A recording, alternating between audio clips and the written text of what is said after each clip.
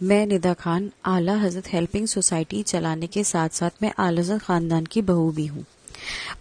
हम मौलाना तौकीर के बारे में पढ़ते आए हैं, सुनते आए हैं।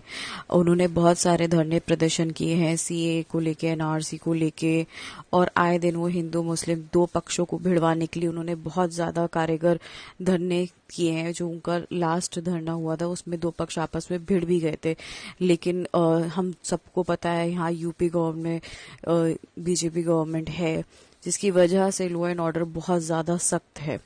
कई बार उनकी कोशिशें ये नाकाम रही हैं, लेकिन देखा जाए 2010 के दंगे जो हुए थे उसमें अब वो सीधे सीधे आरोपी हैं और 3 गैर जमानती वारंट जारी होने के बावजूद तौकीर रजा खां बिल्कुल ही हिरासत में नहीं आए। वो गायब हैं।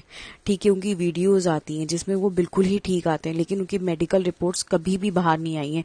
सिर्फ बातें करने से कुछ नहीं होता, लेकिन मेडिकल रिपोर्ट्स अभी तक गायब है। दूसरी बात, मौलाना तौकीर बहुत ही ज्यादा लेविशिंग लाइफ जीते हैं।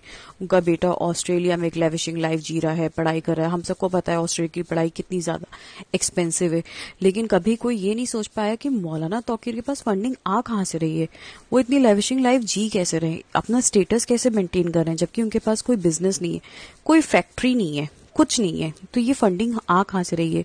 तो मैं अपनी गवर्नमेंट से रिक्वेस्ट करती हूँ कि ऐसे जो भी लोग हैं उनके ऊपर ईडी की जांच होनी चाहिए कि ये पैसा आ कहाँ से रहा है, ये फंडिंग कहाँ से आ रही है जो हमारे देश में नफरत पैदा कर रही है।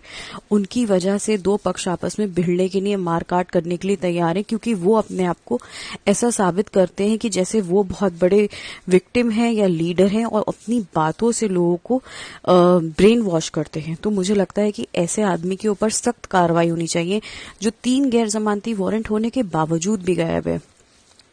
जब से मैंने फेसबुक पोस्ट डाला है तब से लगातार लोगों की मेरे पास धमकियां आती है और तरह तरह की बातें वो करते हैं। इवन वो मेरी जो केसेस चल रहे हैं उसको लेके चैलेंज करने की बात करने लगते हैं, मुझे मारने की धमकियां देने लगते हैं। तो इस आदमी को अगर मैं उसके बारे में कुछ बोल भी रही हूँ तो उसके सपोर्टर्स मेरे ऊपर आके मुझे गाली गलौज करने लगते हैं। तो आप सोचिए, जो एक मास्टरमाइंड साबित हो चुका है कोर्ट के अकॉर्डिंगली, वो खुलेआम कोर्ट को भी उल्टा सीधा बोलता है। न्यायपालिका जिस पे हम सबका भरोसा है वो उसको भी उल्टा सीधा बोलता है, और आज तक कोई इसके बारे में बात करने को तैयार नहीं है कि मौलाना तौकीर के पास पैसा आ कहाँ से रहा है। जबकि हम सबको पता है कि उनके पास ना बिजनेस है, ना उनकी कोई फैक्ट्री है, ना वो कोई सर्विस करते हैं। स्टिल उनके पास बहुत लेविशिंग लाइफ है। विदाउट मतलब कोई फंडिंग तो है, जो कोई ऐसी जगह से फंडिंग हो रही है जिससे हमारे देश को नुकसान पहुंच सकता है या इंटरनली वो नुकसान पहुंचा रहा है।